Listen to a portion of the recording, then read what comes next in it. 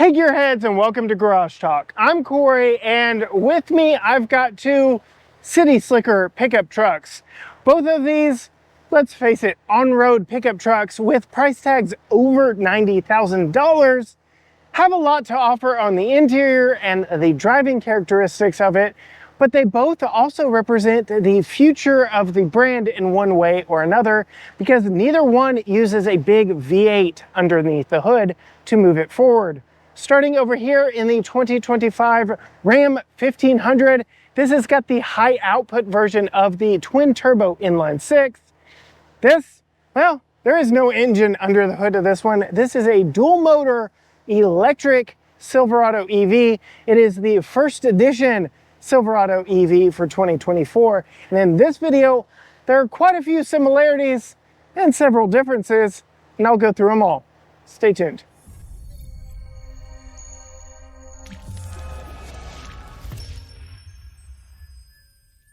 Before we get too far into this one, I do want to thank Ram for sending me this one for a full week of testing, and Pelche Chevrolet here in Tyler, Texas for allowing me to shoot two videos with this one and show you around it while it is on their lot for sale. Both of these are going to get their own dedicated standalone video to really go through all of the details for each of these, because there's really more to each of these than I can put in a combined video. So be sure and hit that subscribe button down below and ring the bell so you don't miss anything on either of these pickup trucks. Let's start off with the one that I think may set off more of you than a fully electric pickup truck, and that is this Inline 6 from Ram. This is, of course, as I mentioned in the intro, the high output version of their Hurricane Inline 6. But the big news here is not that this is an Inline 6, but that there is no V8. The Hemi is effectively dead for the 2025 model year, but that isn't necessarily a bad thing. This is even more powerful than the 6.4 Hemi that you could get in, and I guess still can, in the 2500s. So 540 horsepower, 521 pound-feet of torque from this twin turbo inline 6 3-liter engine. Though, yeah, the fuel economy numbers, even without two of those cylinders from a Hemi V8, aren't exactly wonderful at 15 city, 21 highway, 17 combined. So it's really not fair to pop the hood of the Ram and show the Hurricane Inline 6 without popping the hood of the Chevy to show you, well, there is nothing under there. It is actually front storage, which is a very nice touch. There is a lot of unique storage in both of these pickup trucks that we will get into, but it is a very nice addition to all the nifty storage that you will find throughout this pickup truck. So no need for a V8 under the hood here. We have dual electric motors making plenty of power, especially here in this first edition RST. This one, with its wide open watts mode, will give you 754 horsepower and 785 pound-feet of torque, good for a 0 to 60 time of 4.5 seconds. So while we're talking about power and propulsion in both of these vehicles, while we've got the hoods up on both of them, we can go ahead and talk about what it is like actually refueling these, because we do have a 205 kilowatt hour battery in this one riding on the Ultium platform, and you can see we use the older CCS style DC fast charging. Chevy claims that you can add over 100 miles of range in just 10 minutes plugged into an appropriate 350 kilowatt fast charger. Though, coming back to the fuel door for the Ram, yes, this uses good old gasoline, and you can add over 600 miles of range with good old dinosaur juice in less than 10 minutes at any fuel pump of your choosing here with this one. Though you can see they recommend 91 plus octane in this high output version of Hurricane engine. All right, let's talk exterior style, because both of these have some unique things to them, starting over here with the 2025 Ram. This is the new top trim Tungsten edition, so it gets a very unique front bumper. Instead of having a split bumper, a lower metal bumper, and an upper, This is more like a crossover or luxury SUV. This has got a full plastic bumper wrap over the front, which gives it a more clean and cohesive look. You can see we've got LED headlights, running lights, turn signals, fog lights, all the things up front here, and you can see the cool, very sequential light pattern on this. It also gets a full welcome lighting package. Coming over to the Chevy Silverado EV, very similar thought process here. LED lights all the way around, welcome lighting, yada yada yada, but this does not wear the exact same styling of the gas-powered Silverado, kind of like Ford has done with their F-150 Lightning, and what Ram promises to do when they launch the REV version electrified pickup truck.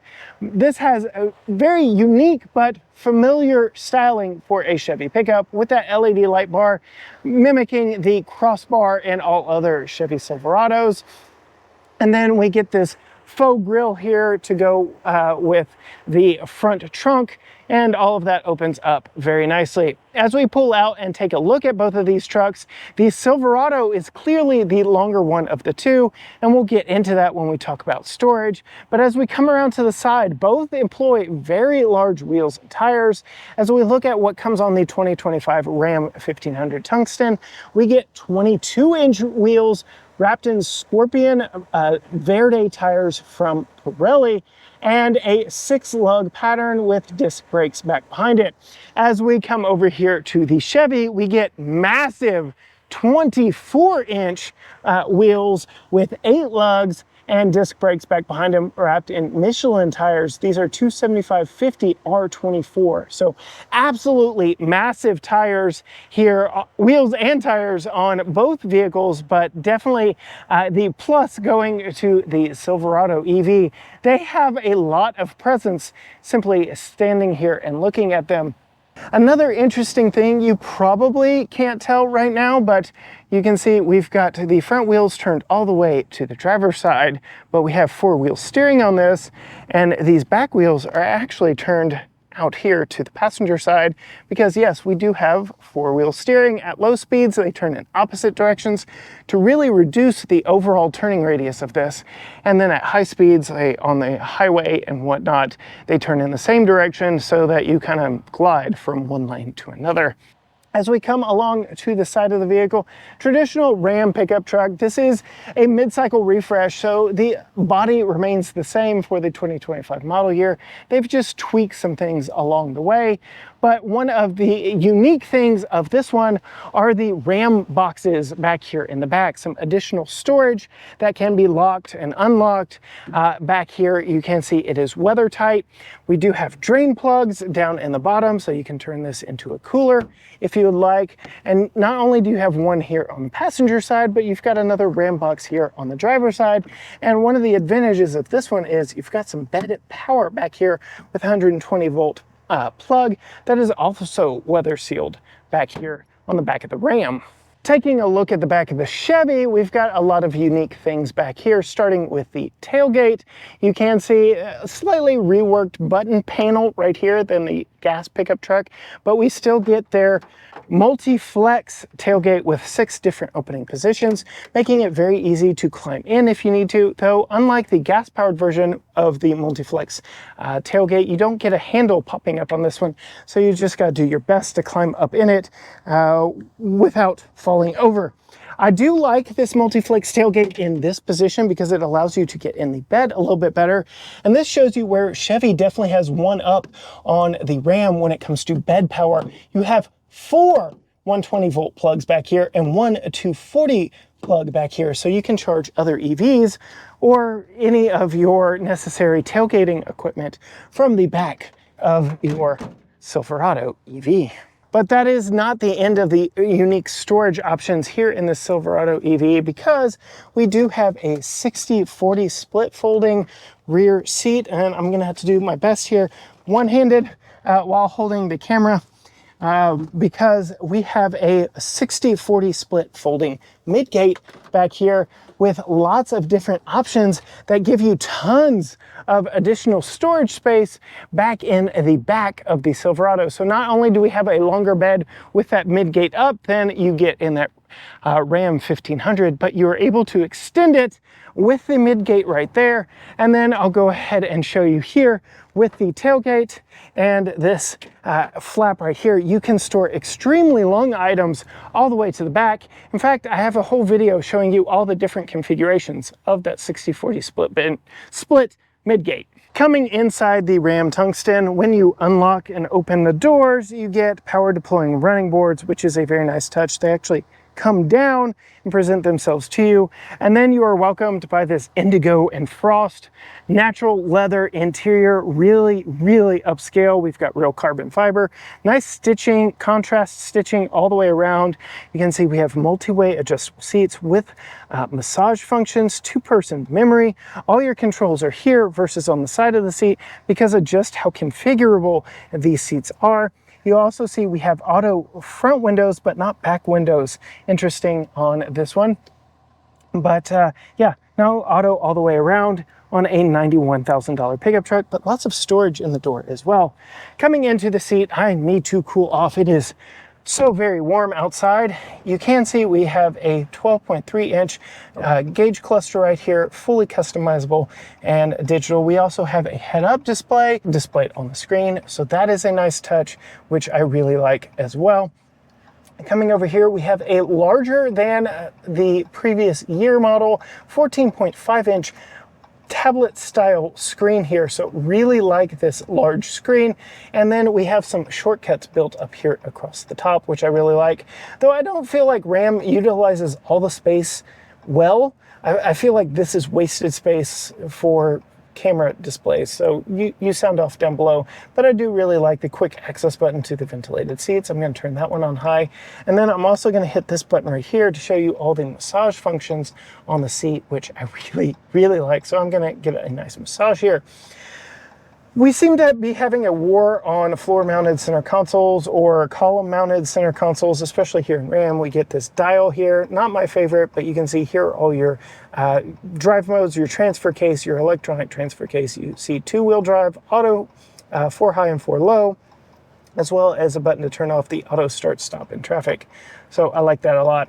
Talking about some features here on the steering wheel before we move away, this does have hands-free driving on it, but I will have to get back to you on just how well that works on my solo video because I haven't gotten to try that out just yet. Some really cool functionality here in the screen. You can see we've got trailer controls built into the screen. We also have adjustable air ride suspension, though it doesn't really give you any indication when you push these digital buttons that anything is happening here, though you do get a digital flashing light here in the gauge cluster, but it doesn't tell you that anything is happening over here. So you have to look at both places until it finally gets to where you actually set it. One thing I think Ram actually wins at across the board is their center console. There is so much storage here that it is just unbelievable. Not only can you slide this forward and backward, you got 2 Qi wireless chargers, tons of storage down here. You get some power down there. You get 2 cup holders, you get some felt line storage right there, all under carbon fiber. You get a upper opening portion here that is lined with felt, and you get a lower opening section that passes through up to that front. So tons of storage here, and then you also get some storage on the side. So incredibly nice. We also get, as I open the sunshade here, I have a suede headliner and a massive panoramic roof with a retractable shade. Very much love the retractable shade in a hot East Texas summer, so I like that. But I'm gonna go ahead and close it because it is incredibly warm here today. And before I completely go away from the front seats, one last upgrade to the 25 model here in the Ram 1500, especially this Tungsten edition, is the Clips sound system. This is the first automotive application of that. So we've got a stellar sound system in this one. And we do also have an auxiliary screen, though I will go into more detail with that in my solo review of this.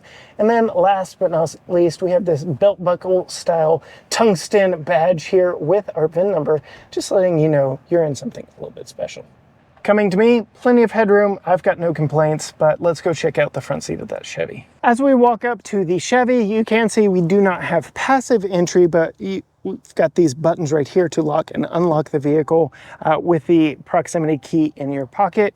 No power running boards on this one. We get fixed in place running boards with the Silverado EV E logo there. Yeah. And then coming to the interior, we get vinyl. So $96,000 and we have a vinyl interior.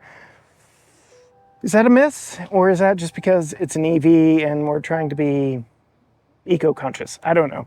We get a little bit of storage here in the door, but nowhere near as much as in the Ram, but it is very nice, more than you get in the gas-powered version. You get a multi-way positional seat with lumbar. You do get heated and ventilated front seats, and I like the design of them. They look really nice. I like the stitching. Gives a nice contrast overall. Very America in here with all the red, white, and blue going on in this one.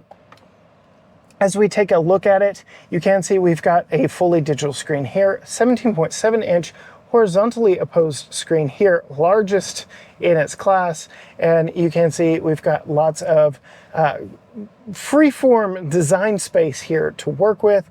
And they too have a slight issue with screen real estate space allocation with this massive screen when you do employ the cameras. So I don't know, you've got this massive screen, let's use it a little bit more effectively. We'll go ahead and start over my left knee here. You can see we do have an adjustable air ride suspension in this one, and you get a display here on the screen. So like the Ram, you still have to look in a separate location from the button, but it is not a digital button. So I give Chevy a little bit more credit here with that. But yeah, you have to look up here to see exactly what you're doing. Then you get your lane keep, your hood open, and your tailgate drop, along with your brightness control. See, we have a trailer brake control, just over 9,000 pounds of towing in that one, over or right at 10,000 pounds here in this one. As we look at the steering wheel, you can see we do have Chevy Super Cruise hands-free cruising in this. I have a full video pulling a trailer in a gas-powered Silverado talking about how great Super Cruise is. Really like the digital display here.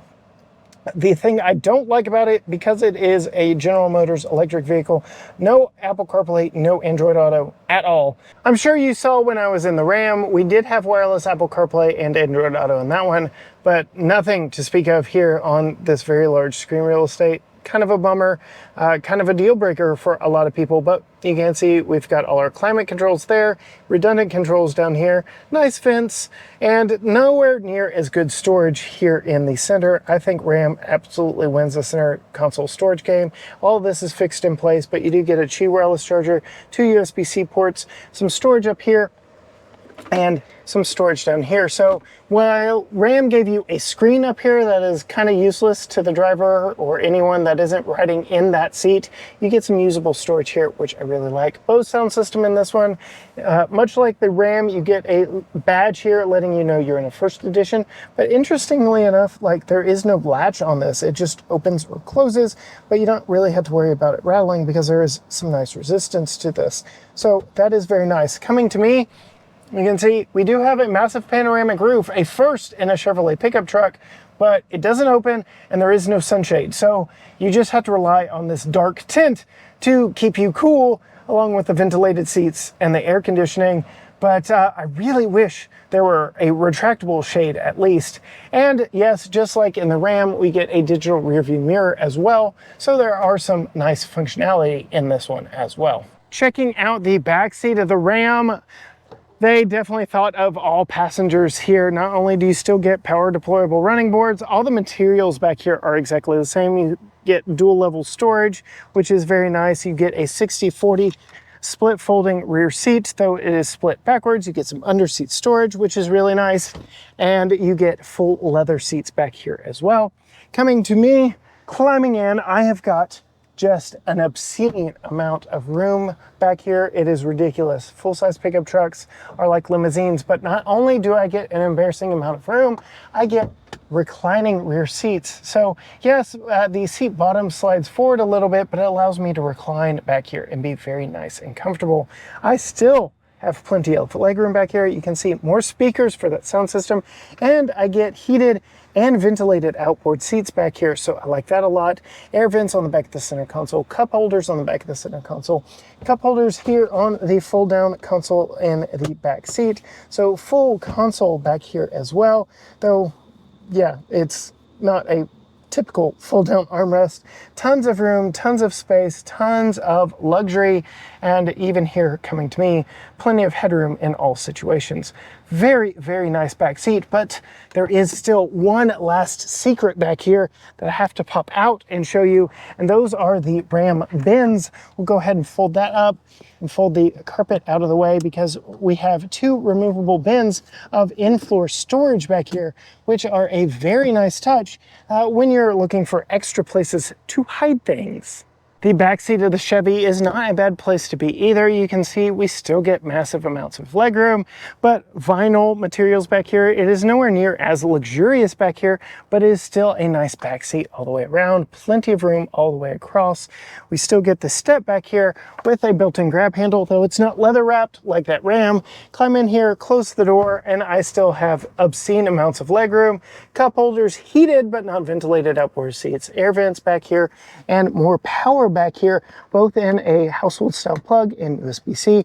More storage there. Storage in back of both front seats. We have a fold down center armrest, though it's a little more traditional than what you get in the Ram. Fold down headrest. Again, I showed you all that this back seat can do with the midgate, which you would imagine that these seats would be extremely firm and extremely thin to really give you that midgate functionality. But I feel like the seat bottom is more cushy here in the back seat than it is in the front. It's a different seating environment than up front, that is for sure. I could really go for some ventilation back here, especially on this black on black first edition with these vinyl seats and this glass roof, but it is not terrible back here. I just can't believe how much room. This thing is massive and feels even bigger with that big glass roof up above me. I don't know, it's just absolutely insane how much space we have in pickup trucks nowadays. Ram has got a few trick features back here on the back of their pickup truck as well. They do offer a barn door style opening tailgate, though we don't have it here on our model. They do also offer this kick down step, so you can very easily get to the back of the vehicle. You can see we've got a soft cover here on the back, and you can get in the right angle and kick that up out of the way. We get dual exit exhaust back here and a revised, redesigned rear bumper that I like fairly much. You get a more traditional handle style button to open the power up and down tailgate, which I really like. And you can see we do have spray and bed liner with this adjustable trunk-like divider here in the back. We've got LED lighting, but interestingly enough, no power in the bed itself. You have to rely on the Ram box for additional power back here in the back.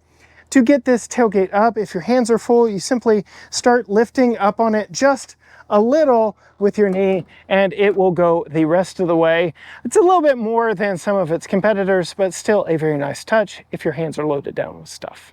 All right, so I feel a little bit bad. I already showed you around the bed of the Silverado EV, but there is one more feature back here at the back that I wanted to call to attention, and that is the bumper step back here. If you don't want to use the multi-flex tailgate, you can simply grab here, step there, and climb in. Again, I showed you all around the tail end of the Silverado EV already. All right, gearheads, there you have it. A new, very quick look at two V8 alternatives here in 2024, whether you want a Hurricane Inline 6 in the 25 Ram 1500 or all electric power here in the 24 Chevy Silverado EV. Both of these trucks are going to run you over $90,000, $91,000, $96,000, but pack a lot of features to back up those price tags. But I want to hear from you. Are you interested in a big American pickup truck without a V8? Which one would you buy? Sound off in the comments. Find us on all social media platforms: Facebook, Instagram, X, TikTok, Threads, YouTube, you name it. Everything is at GT Garage Talk. Or you can go to gtgaragetalk.com, hit the subscribe button to see future full deep dives on both of these here on the channel. Ring the bell so you're notified when that happens. And until next time, gearheads, bye.